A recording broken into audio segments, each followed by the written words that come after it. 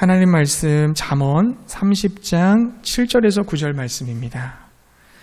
잠언 30장 7절에서 9절의 말씀, 구약 945페이지입니다. 우리 같이 한 목소리로 읽겠습니다. 내가 두 가지 일을 주께 구하였사오니 내가 죽기 전에 내게 거절하지 마시옵소서. 곧 헛된 것과 거짓말을 내게서 멀리 하옵시며 나를 가난하게도 마옵시고 부하게도 마옵시고 오직 필요한 양식으로 나를 먹이시옵소서.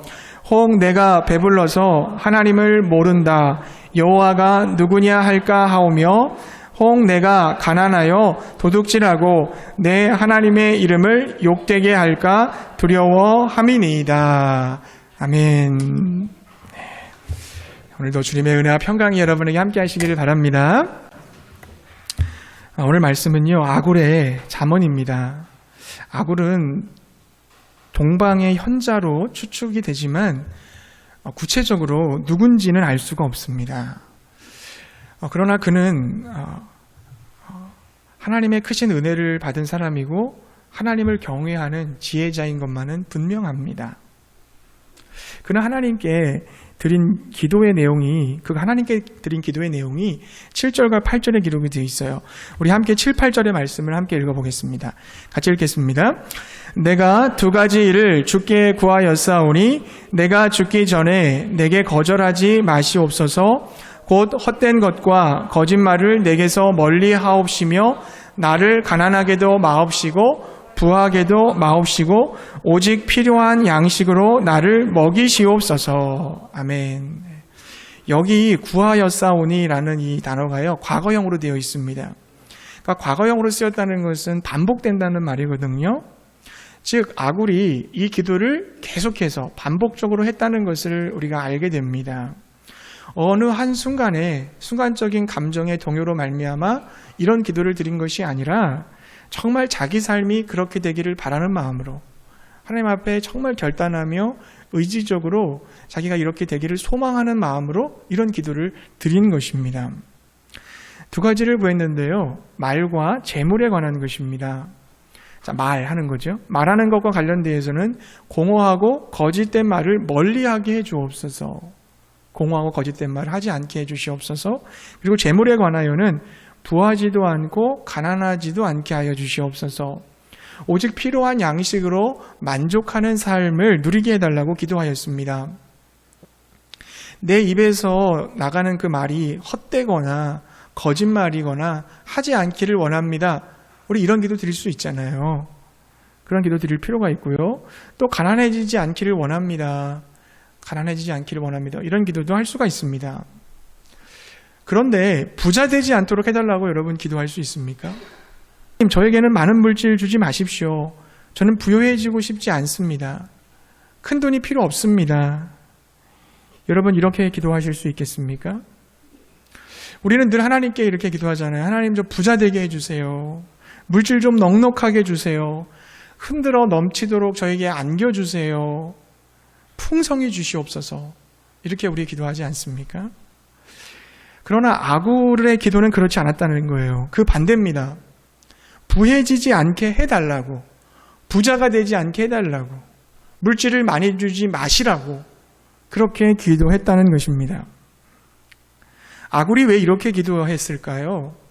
그 이유가 9절 말씀에 기록이 되어 있습니다. 우리 9절 말씀도 함께 읽어볼게요. 자, 9절의 말씀 함께 읽겠습니다. 혹 내가 배불러서 하나님을 모른다 여호와가 누구냐 할까 하오며 혹 내가 가난하여 도둑질하고 내 하나님의 이름을 욕되게 할까 두려워함이니이다. 아멘. 무슨 뜻입니까?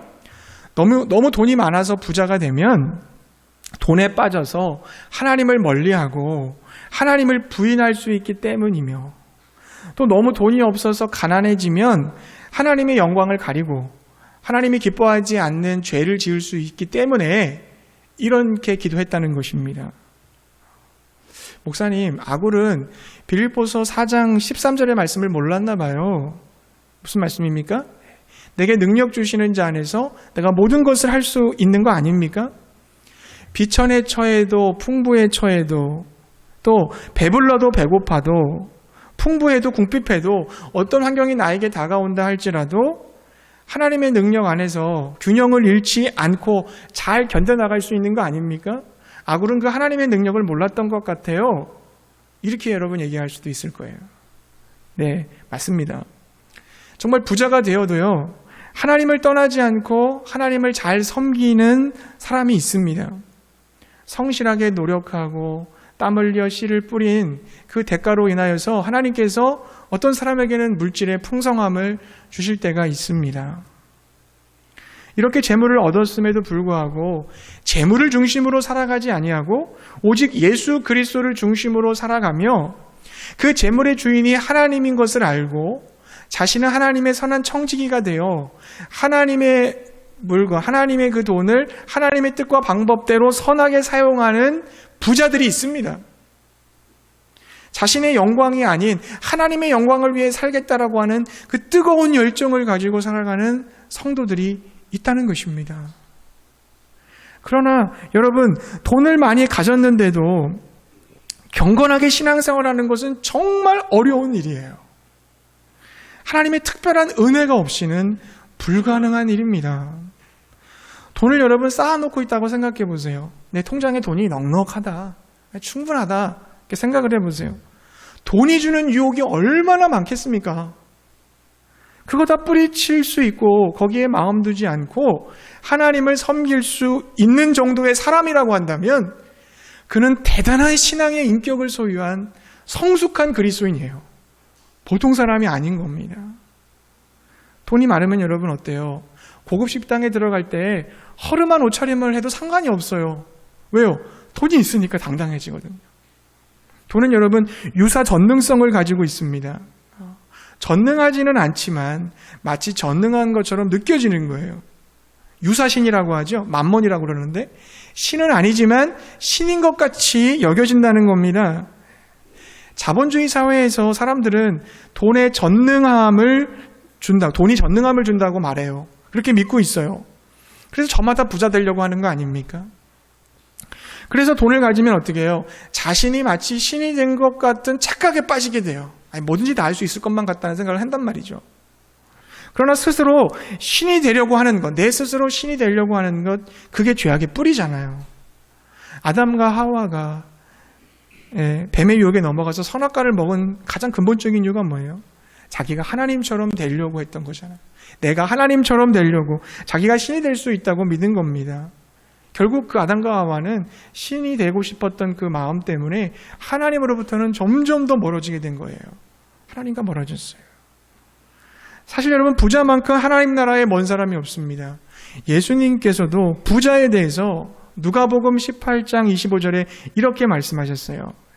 낙타가 바늘기로 들어가는 것이 부자가 하나님 나라에 들어가는 것보다 쉬우니라. 그 커다란 낙타가 그 조그만 바늘기에 들어가는 것이 쉽지, 오히려 부자가 천국에 들어가는 것은 거의 불가능하다, 이 얘기죠. 부자는 천국에 못 들어간다, 거의 이 얘기입니다. 이스라엘 역사가 그것을 증명하지 않아요? 이스라엘 백성들이 광야에 40년 동안 고생하다가 마침내 적과 꿀이 흐르는 가나안 땅에 들어가게 됐습니다.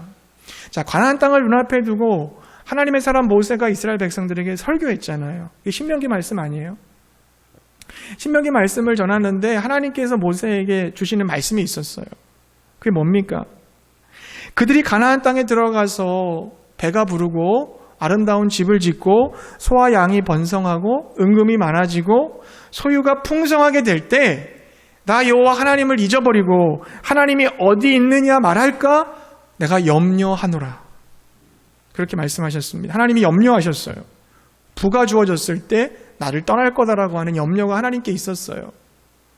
이스라엘 백성들은 아예 하나님 저희들 절대 그런 일 없을 겁니다. 저희들 하나님만을 섬길 겁니다.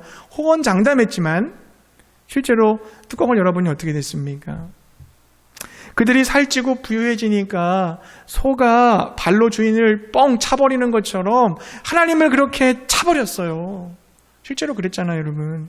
하나님 잊어버리고 우상 숭배에 빠지고 결국 다른 나라에 멸망당한 거 아닙니까? 우리 주변에 부자 된 사람들 보세요. 한국의 재벌 가운데 예수님 잘 믿는 사람 있습니까?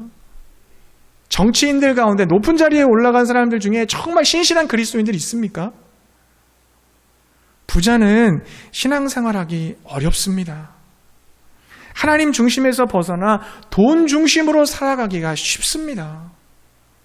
세상 사람들은 콜럼버스가 미 대륙을 발견하고 거드름을 피울 때 한 말 아직도 신뢰하고 있는 것 같아요. 뭐라고 말했어요? 정말 여러분 돈이야말로 대단한 겁니다. 그것만 소유하면 원하는 것 전부 다 가지고 왕노릇할 수 있습니다. 심지어 사람들을 천국에까지 데려갈 수 있습니다. 이 콜럼버스가 한 말이에요. 사람들을 그 미대륙으로 인도하려고 혹하게 하려고 이런 말 했어요. 콜럼버스가 한 말을 철떡같이 믿고 살아가는 사람들이 지금도 얼마나 많아요. 여러분 그리스 철학자 플라톤이라는 사람은요, 진짜 선한 것과 진짜 부자는 동시에 양립할 수 없다고 했어요.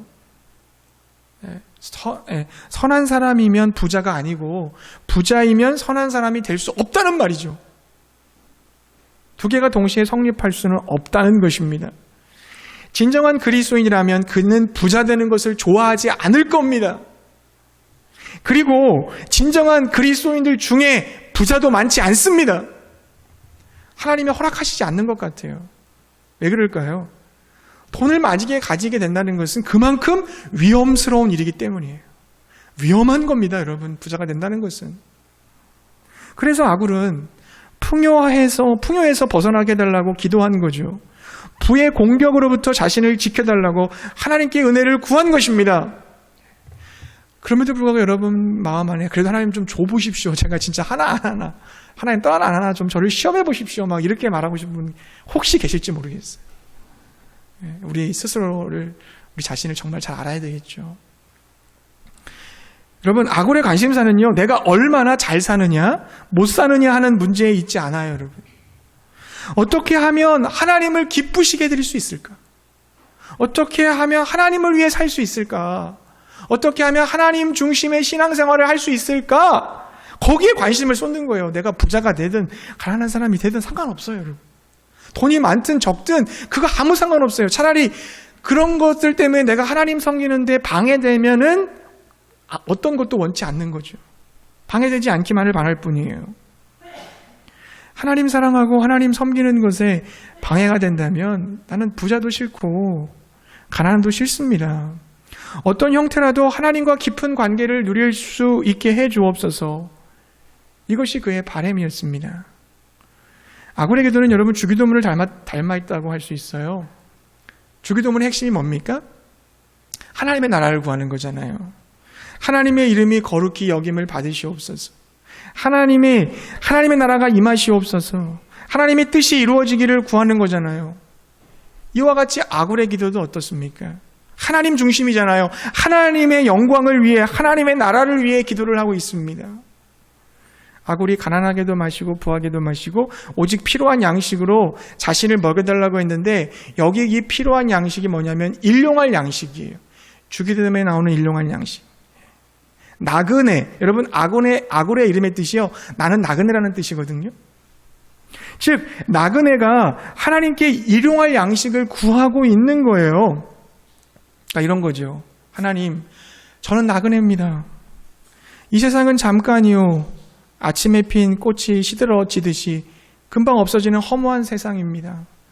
주님, 이 세상에 나그네로 살 동안 주님 많이 주실 필요 없어요. 많이 주시면 귀찮고 너무 많아도 하나님 모른다고 할 수 있으니까 이 나그네 생활에 적절하게 쓸 정도만 주세요. 그저 영원한 하나님 나라를 보고 걸어가는데 장애가 되지 않을 정도만 주세요. 하나님의 자녀답게 하나님의 영광을 위해 살기에 지장이 되지 않는 범위 내에서만 주세요. 그러면 족합니다. 아굴은 그렇게 기도하고 있는 것입니다. 일용할 양식을 달라고 기도한다고 해서 저축도 하지 말고 돈도 벌지 말라 그런 말이 아니에요.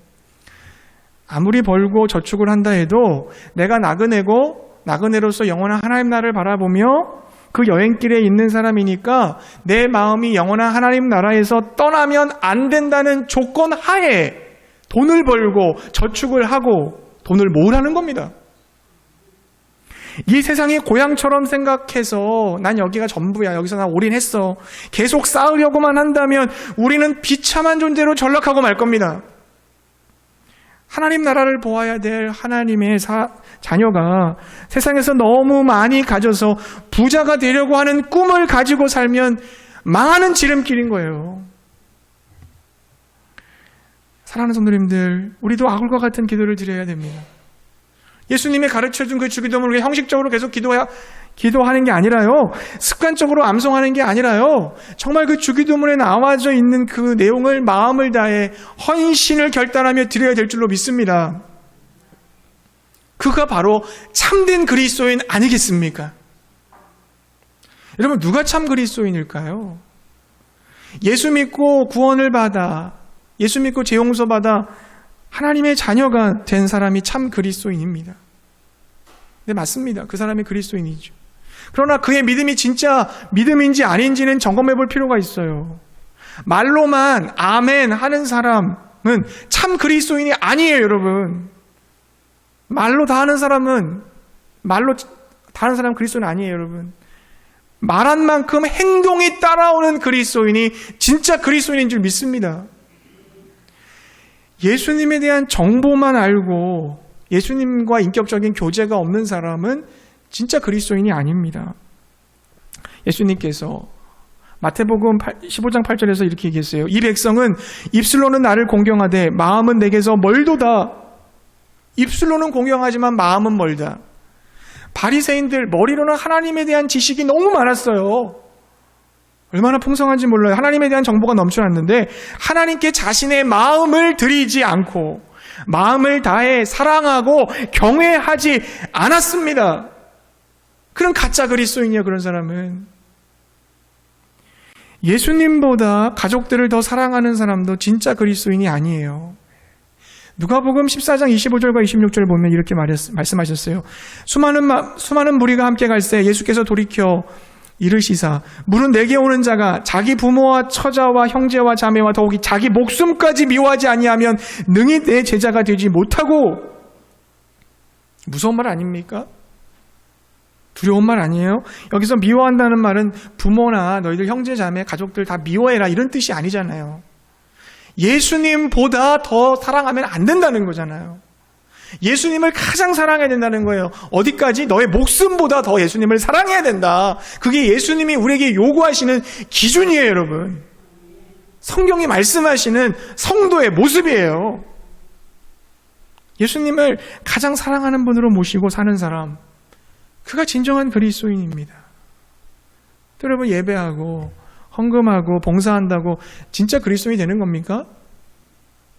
남에게 내가 좀 잘 보이려고, 그래도 내가 좀 괜찮은 그리스도인이라고 인정받기 위해서 하나님께 좀 복 좀 받으려고, 하나님을 내 마음대로 조종하기 위해서 그런 종교적인 행동을 한다면 그는 가짜 그리스도인입니다. 예수님을 진정으로 따르는 마음에서 그 은혜에 감격해서 예수님을 향한 사랑으로 순종하는 사람만이 진정한 그리스도인인 줄로 믿습니다. 여러분, 하나님의 영광을 위해 예수님의 제자로 살기 위해 성령을 따라 사는 데 있어서 방해되는 게 있어요, 뭔가. 그럼 그것은 내가 아무리 좋아하는 것이라 할지라도 포기하고 바꿀 마음이 있어요, 여러분. 그렇다면 그는 참 그리스도인이에요. 근데 난 이거 너무 좋고 귀해. 근데 이게 하나님께 분명히 방해가 돼. 그래서 나는 이거 너무 좋기 때문에 못 바꿔, 못 버려. 그는 참된 그리스도인이 아닙니다. 진정한 그리스도인은 예수님의 제자는 더 이상 자기 자신을 위해 살지 않아요. 하나님을 위해 삽니다. 자신의 욕망을 채우고자 살지 않습니다. 주님의 뜻을 이루기 위해 삽니다. 부자가 되려고 열망하지 않습니다. 예수님을 따르는 깊은 헌신의 사람이 되고자 합니다. 진정한 그리스도인은 자기를 부인하고 자기 십자가를 지고 주님을 따르며 산다는 것을 믿으시기 바랍니다. 진짜 그리스도인 예수의 제자는 예수님이 지시하는 곳이 있으면 어디든 가는 사람이에요. 예수님이 하라는 일이 있으면 무슨 일이든 하는 사람이에요. 예수님이 원하시는 것은 무엇이든 드리는 사람이에요. 이게 예수의 제자예요. 예수님의 제자가 되고 예수님의 제자가 삼자, 이게 오늘 이게 표어잖아요. 저는 이 설교를 준비하면서 과연 나는 얼마나 예수님의 제자로 살아왔는지를 돌아봤습니다. 제가 제자가 되지 못하면서 여러분한테 예수 제자 되라고 말한다는 게 너무 가증스럽잖아요. 위선적이잖아요. 여러분들 정말 이 시간에 아굴의 기도를 통해서 내가 진정한 이 기도를 드릴 수 있나? 내가 진정한 그리스도인인가? 제자인가? 아니면 나는 가짜 그리스도인인가? 무늬만 그리스도인인가?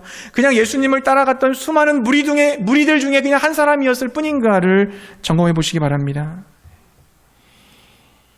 요한복음 6장에 보면요, 예수님의 메시지를 들으려고 사방에서 몰려든 사람들이 인산인해를 이루고 있었어요. 치유의 기적과 기상천외한 가르침에 대한 소문이 전국 방방곡곡에 퍼져나간 바람에 예수님의 인기가 하늘을 찔렀습니다.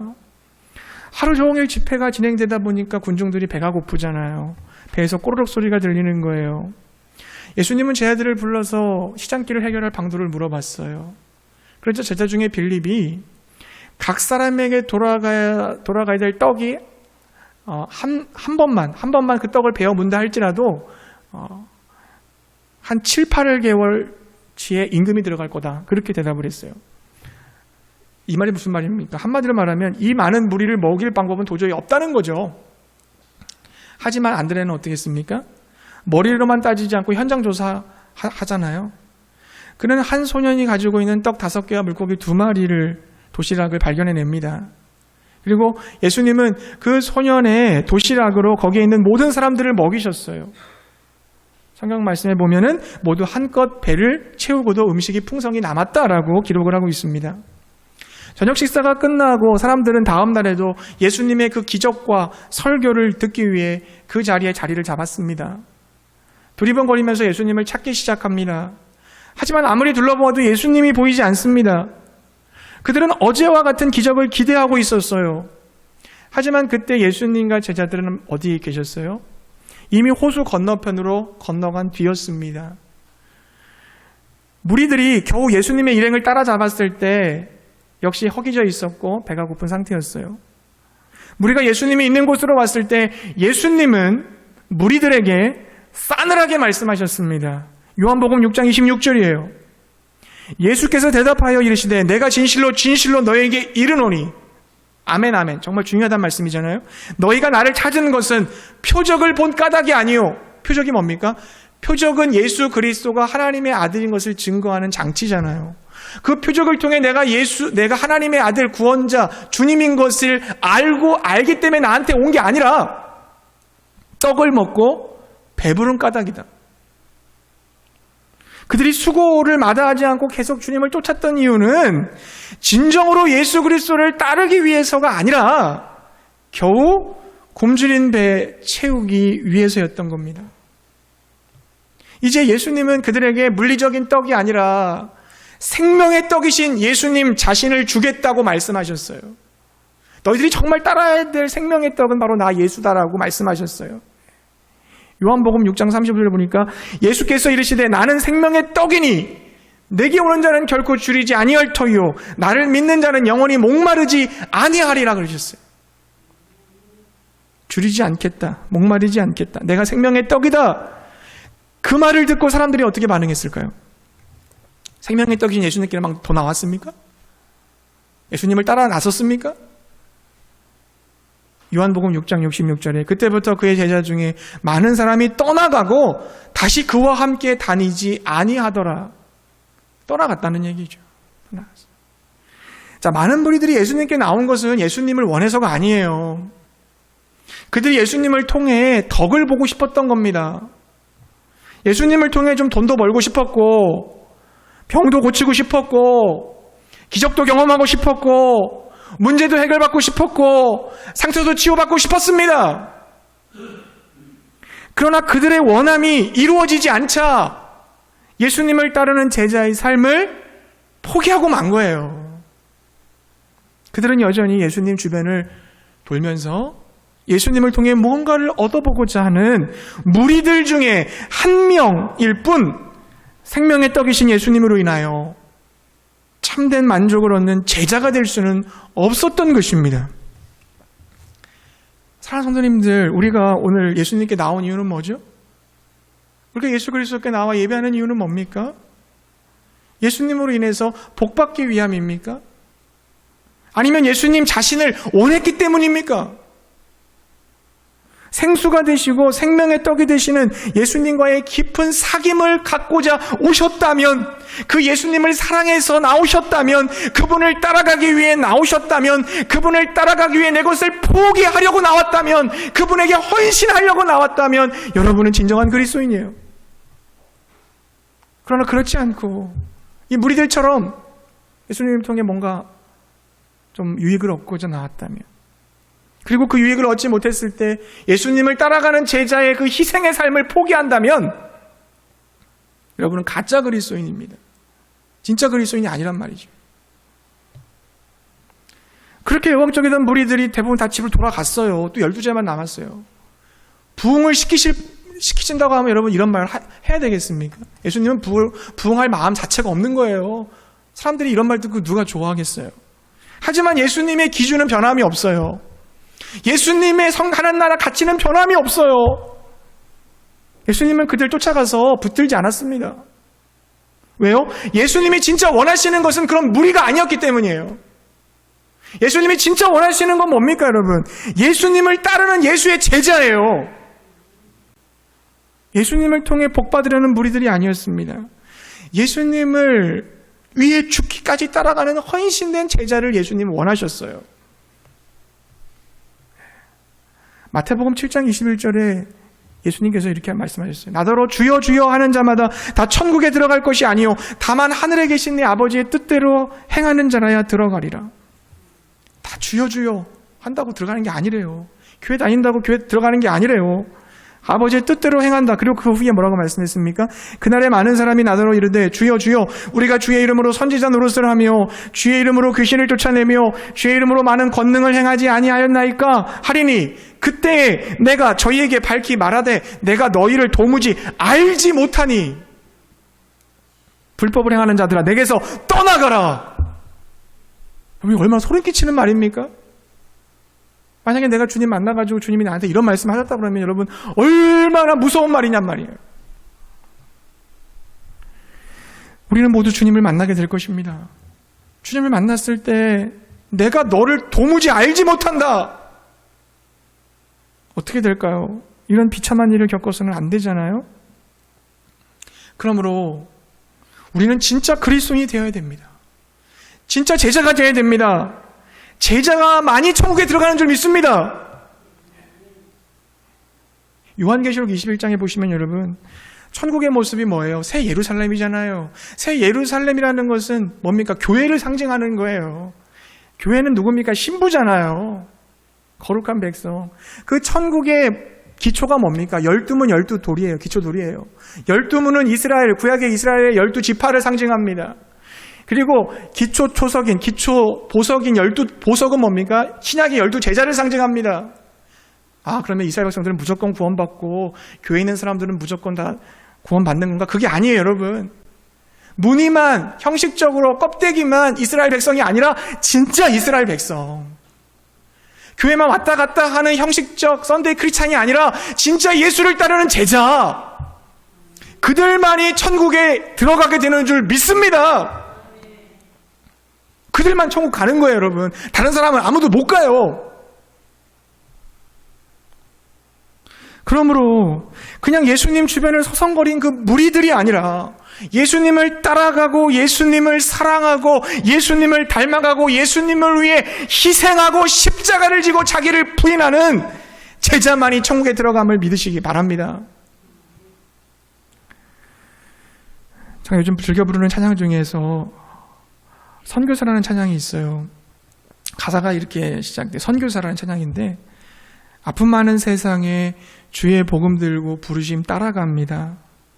슬픔과 고통이 가득한 이 땅에 눈물을 닦아주려. 어쩌면 내 삶을 전혀 돌볼 수 없을지 모르겠지만 나를 보내시고 무너진 그 땅에 내 생명 묻으소서. 주님의 나라가 세워지는 것이 나의 평생 소원. 주님의 교회가 이곳에 세워짐이 마지막 호흡이 끝이 날 때까지 나는 나아가리. 그날에 그토록 보고픈 주 얼굴 보리. 가사가 너무 마음에 와닿지 않습니까? 6월의 마지막 주예요. 2021년 반년이 지나갔어요. 아굴의 기도를 통해서 내가 진짜 제자인지 아니면 나는 여전히 과거에 살아왔던 그 모습을 그냥 똑같이 답습하는 가짜 그리스도인의 모습으로 살아가고 있는 건지 점검해 보시기를 바랍니다. 정말 평신도 선교사가 돼요. 우리가 멀리 해외에 나가서 주의 복음을 증거하지는 못할다 할지라도 평신도 선교사가 돼요. 사람 낚는 어부의 삶을 내가 살아가고 있는지 여러분 자신에게 스스로 되물어 보세요. 그리고 여러분 죄인이지만 우리 여전히 부족하지만 소망이 없지만 그럼에도 불구하고 주님이 우리를 사랑하셔서 자녀로 삼아주셨잖아요. 우리를 선택해 주셨잖아요. 불러주셨잖아요. 제자로 삼아주셨잖아요. 감사하시기 바랍니다. 주님, 제가 부족하지만 주님께 부름받은 제자입니다. 그 제자의 정체성을 놓지 않겠습니다. 그 제자로서 살아가겠습니다. 남은 2021년 후반전은 정말 그렇게 그리스도인으로서 살아가겠습니다라고 여러분 결단하고 기도할 수 있는 우리 모두가 될 수 있기를 주의 이름으로 축복합니다.